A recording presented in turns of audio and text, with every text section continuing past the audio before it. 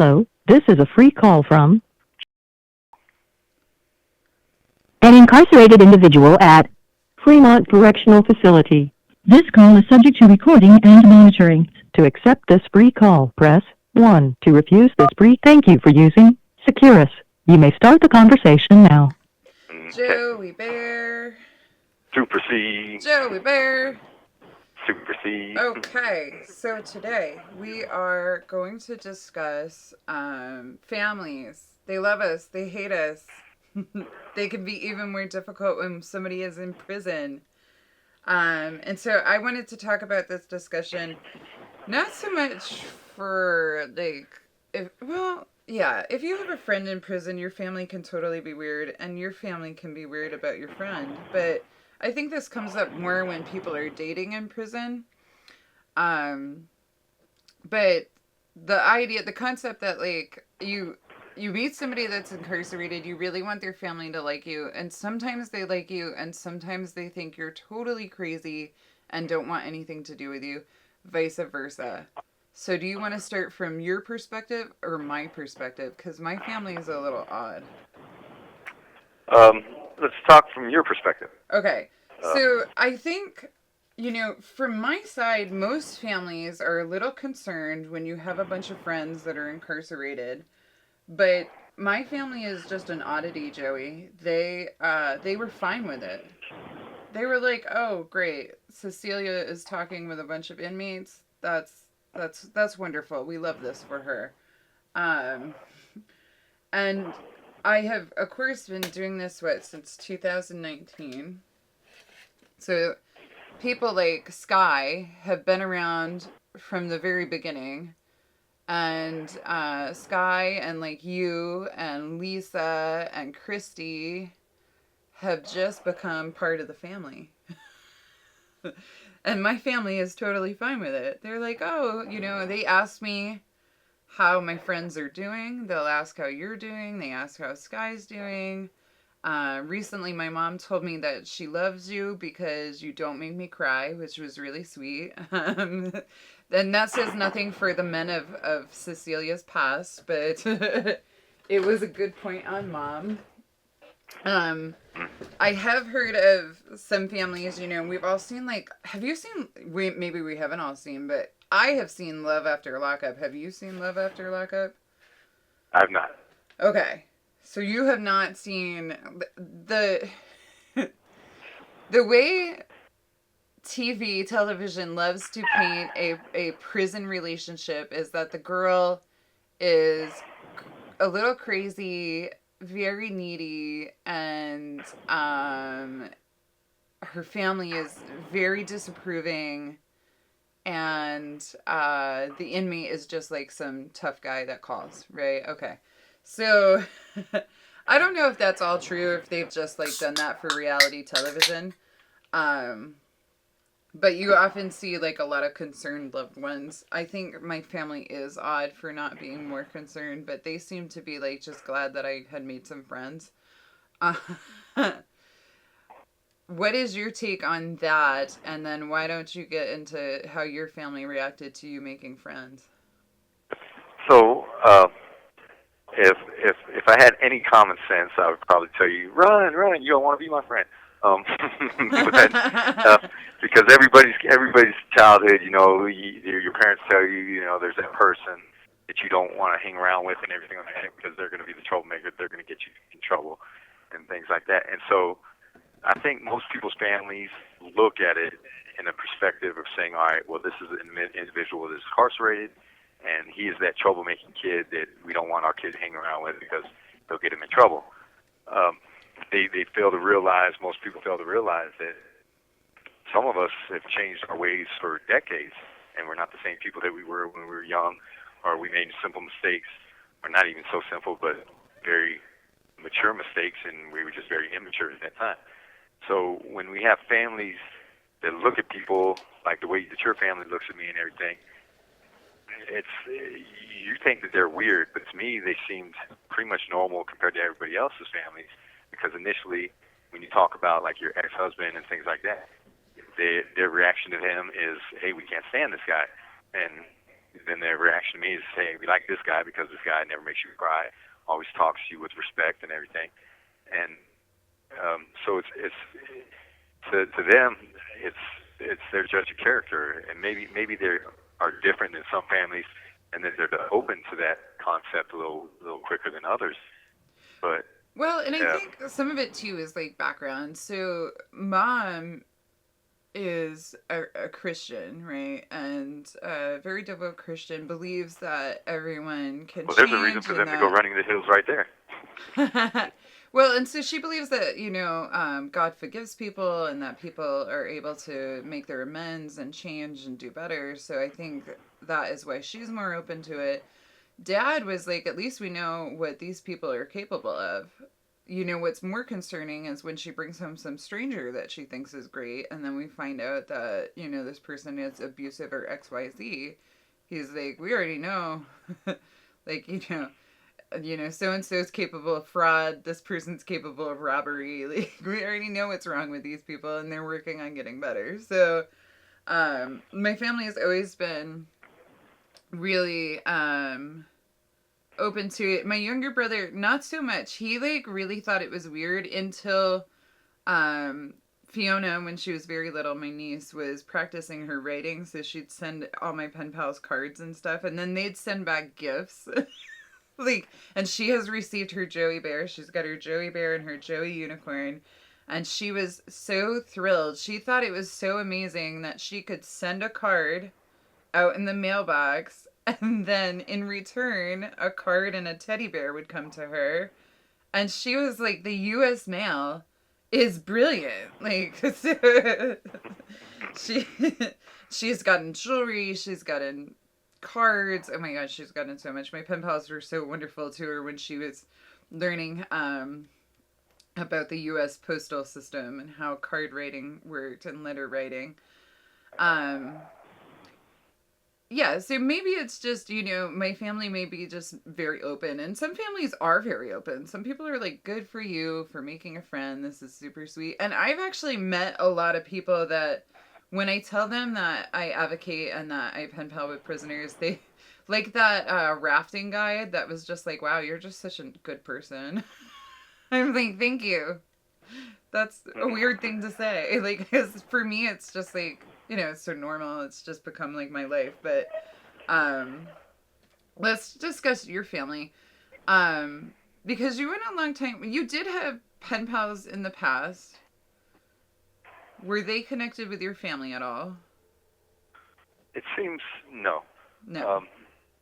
It seems that there are several different types of people in the world, and there are several different ways of dealing with somebody that's incarcerated. Where your family seems to be open in arms and embracing and everything like that. My family's been more distant, and there are a few people in my family. My mother was very supportive and is very supportive, and then my brother Jeremy is very supportive.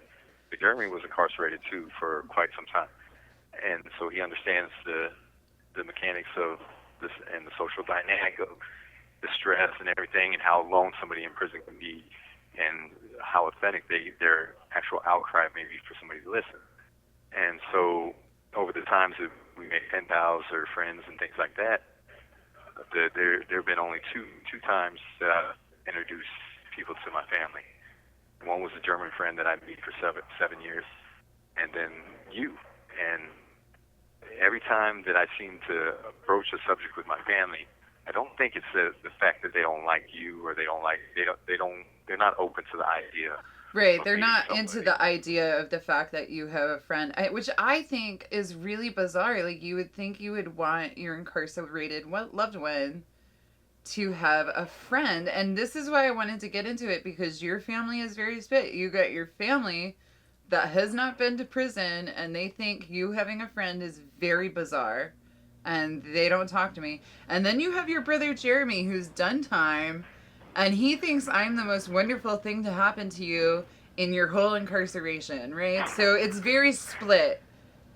And so Jeremy obviously has had an experience in prison where he understands what you're going through on a level that your family doesn't. And what do you have to say about that? And what would you say to other families? I would say in my family's situation, I think the dynamics are that the idea of me having a friend is hurtful because for many years they just haven't been there for quite several decades, and so just an occasional once a month conversation or once every few months conversation, things like that, versus knowing that somebody is there every day that would pick up a phone and say hi to me and talk to me about their day or listen about my day, anything like that. That distills a sense of guilt on, I think, my family. And I think the idea of me having a friend is just like a salt in their wound. And I think it may actually be painful to them, and maybe they don't understand it fully. But that seems to be the appearance I get from that. And so, in Jeremy's situation, it's very much the same with him. But he was incarcerated in the very same state his family was living. And over a 12-year period, they never came to see him a single time. And so there was a lot of hurt there and things, and he suffered that same anguish that I suffered so many miles away from family, and just wanting somebody to listen to me and see that I am human, and that I do have a heart, that I do care about people, and that I want to be cared about, that I want to be loved, I want to laugh, I want to cry, I want all those things. And so he knows what it's like, and so he knows the ability of being able to say, all right, for just that hour, for 15 minutes on the phone or whatever, he can just let it go, and we can be family. We can regress to when we were little kids in bunk beds, talking throughout the night or whatever, and just be there as a brother, not worry about, how I'm going to feel if he does something wrong or how he's going to feel if I do something wrong. Just love each other unconditionally. And I think the time created a chasm between my parents and me, and the distance and space and everything. There's a lot of guilt there that they won't admit to me and won't just simply say, we love you and be part of my life on a regular basis or whatever. And by now, here we are 30 years later, it's a little too late for all that anyway. But so I don't ever feel like most families are going to sit there and discourage their loved one in prison from finding a friend or anything like that. I just think sometimes there's going to be situations that friend may create resentment because that friend is providing their loved one something that they just can't. And it's not their fault, they just can't. I think that's a really good point. One of the things that I thought of while you were talking about that was that for me, on my side, having somebody in your family gives it, and this happens where, I'm not your next of kin. That is the reality of the situation. If something was to happen to you, I'd be the last to know. They're going to call your mother and your father first. Your mother and father would call your siblings. And then, I would hope that one of them would reach out. Knowing that I have Jeremy's number and that we have talked before, I've called him crying, very upset. I've texted him when you've been locked down particularly long and I don't know where you are or what's happening. He's been very kind. So I have the peace of mind that if something was to happen to you, I know that Jeremy would reach out and let me know. So I don't have to worry about that. And with Sky, she has, been estranged from her family pretty much the last 10 or 12 years. It's been a long time. And so for her only sense of family for the last few years has been me. I am her next of kin. If something was to happen to her, they would call me, they being the prison would call me, and I would be on a plane to Texas to go handle everything and trying to locate her family. And so I was really relieved. This was probably a month ago. Sky told me, hey, you know who reached out to me? And I was like, no, who? She's like, my niece. I'm like, what do you mean? I didn't even know you had a niece. I'm always learning things about Sky. She's so mysterious. So she's like, yeah, I have a niece, and she reached out to me, and we've been talking, and is it okay if I put her in contact with you? And I was like, oh, absolutely, because I'm somebody that talks to Sky every day, very much like I talk to you. And so I am usually in the know or have contact with her before anyone else does. And so for her niece, it makes it, she's a young working mom and she doesn't always have a ton of money for the phones. And so sometimes she's sending me texts saying, I'm getting paid soon. Like, can you let Sky know that I'm thinking of her? But I won't be able to take a call until Saturday, right? And so I'm able to relay these messages back and forth between like Sky and her niece and myself. And I find that kind of communication chain can be really helpful. I'm also, and I think this is a comfort level for a pen pal. I will take the random text of people that I don't know where they are asking. We'll keep using Sky for example. Asking Sky if they've heard from so and so because they know that she's on a unit with him and they're looking for their loved one, and I will pass that message along and help that chain because I think for me I've been there and I've been really worried about my friends and my loved ones where I don't know what's going on and I haven't heard from them and I am like losing sleep over it, and I've had people get the message through for me. So I also do it for them because I know it's a loved one that's worried sick, and I always tell them like, don't worry, like we'll get the message back, like it'll be fine, and people always really appreciate that. However, there is a certain amount of danger of connecting with strangers. I think that's a comfort level thing. If it's not for you, it's not for you. I feel like with my line. Well, I would hope that the loved one that you talk to, because it's like for me and you, for example, not just give your information or phone number to anybody in prison.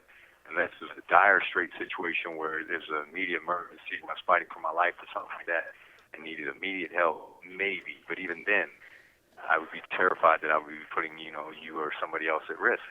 Right. So I always trust that it's a good buddy of yours. It's somebody you know, right? So if somebody is looking for a loved one and doing a check-in, it's not somebody that you're not on a good rapport with or your name wouldn't be brought up.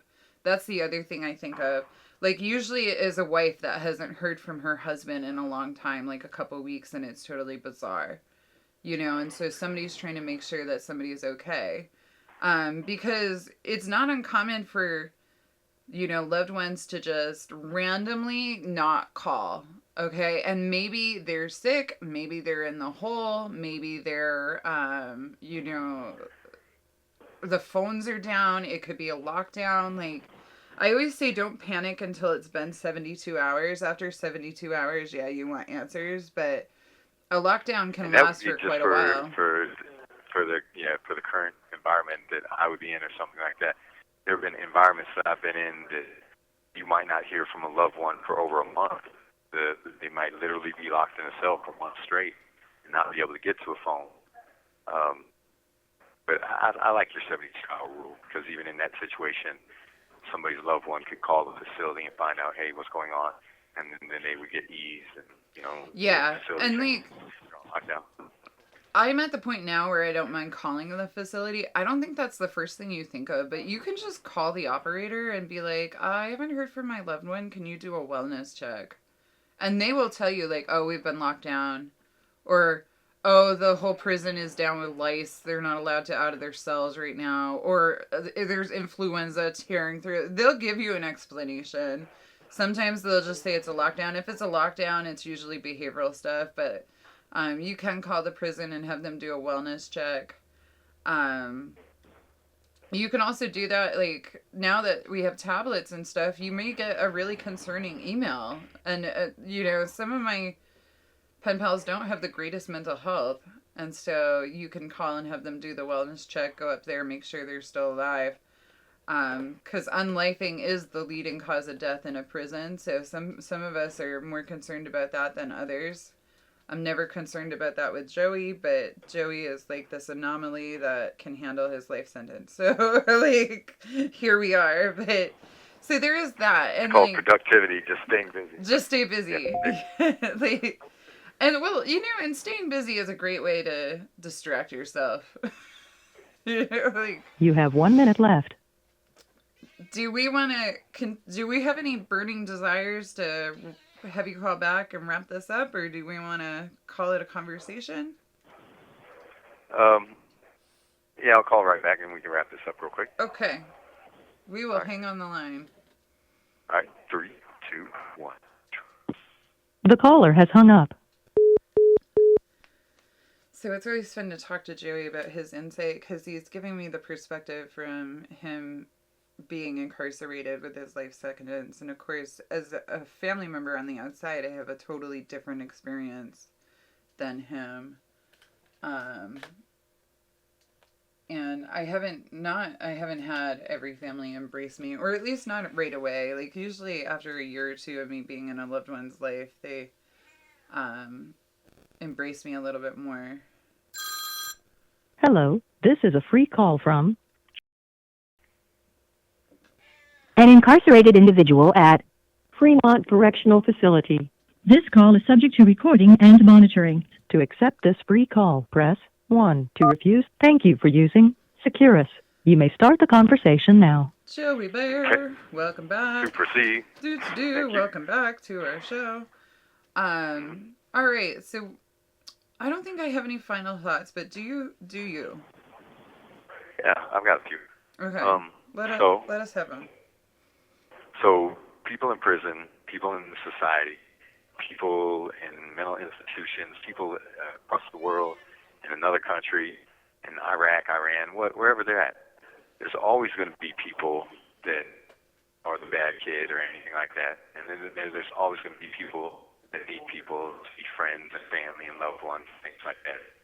We shouldn't let our family themselves dictate on who we reach out to and who we care for and who cares for us, because then we're just shutting the doors, to that opportunity of maybe being very happy in life. And so, yeah, it's nice to have family support a friend or family support me or either way. But like in yours and my situation, even if your family hated me, and if I made you happy and I was your friend, I would always call and always be your friend. It wouldn't be subjected to, your family's ideas.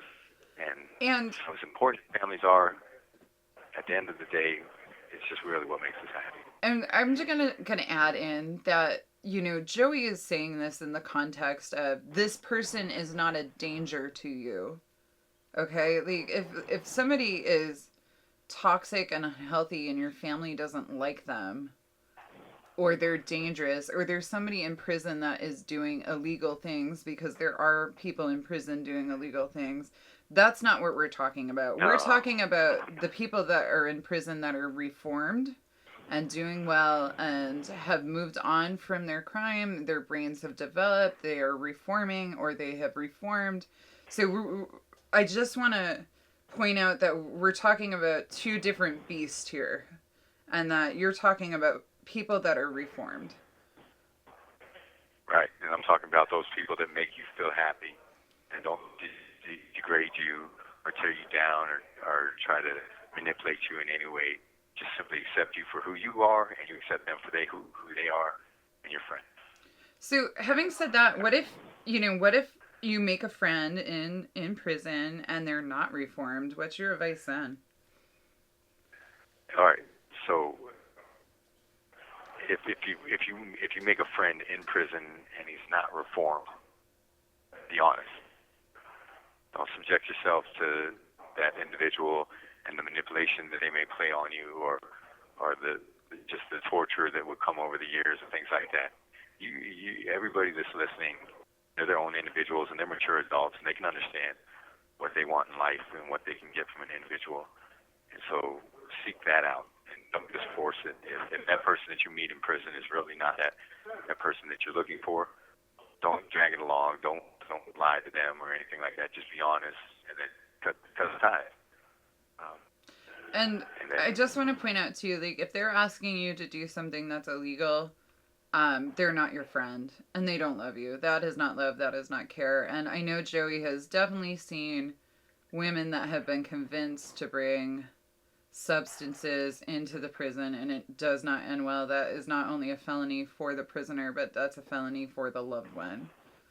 And if you love somebody and you're incarcerated, and you really love them as a friend or as a lover, as anything, you're never going to subject that one to be incarcerated themselves or to lose their kids or those things that a lot of women have and their freedom. I mean, that's not care. You don't care about that person at all. And so everybody knows who that person is. There doesn't need to be a charade on any of that. And did you have another point that you wanted to bring up? I just wanted to bring up safety because, the world is not all safe people. It's a blend of both. It's a blend of people, but I encourage you because I think prisons are just like society. You can meet the right person or the right friend in prison versus walking down the street, you might meet there. Just stay open to the opportunity. Oh yeah, there's great people in prison. There's great people in society. There's also, there's scummy people in prison, but I can think of some scumbags out here that I will never speak of. You have heard the drama lately, like sometimes you think somebody is a friend and find out that they aren't. And it all depends on how they're treating you and what they're bringing to your life. And I think we need to keep an open mind, but also make sure that we're seeing the world with eyes wide open. I think when we meet somebody and it's exciting, sometimes we can miss the red flags. And I think that's just important in and out of society or prison to keep those eyes wide open. And this is coming from somebody that's just been through a lot of bad relationships. So, and just because the family doesn't love you, it's okay. Your loved one loves you. We make our own family. We can make our own family. And I think my family also got connected with my pen pals much quicker because when I'm home, I always have people on speakerphone, so it's like they can join the family. And sometimes we're just having a big family chat. You never know what you're gonna get. But yeah, I think that's all I have to bring up about that. Eli has tried to join the podcast. Eli's also family. He's a cat. Yes, he's our co-host.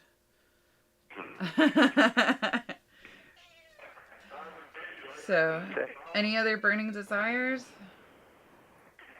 Nope. Just. All right. No, that's then we will thank everyone. Thank you, everybody, for listening. Right. Thank you, everybody. And I will talk to you in a little while, Joey Bear. All right.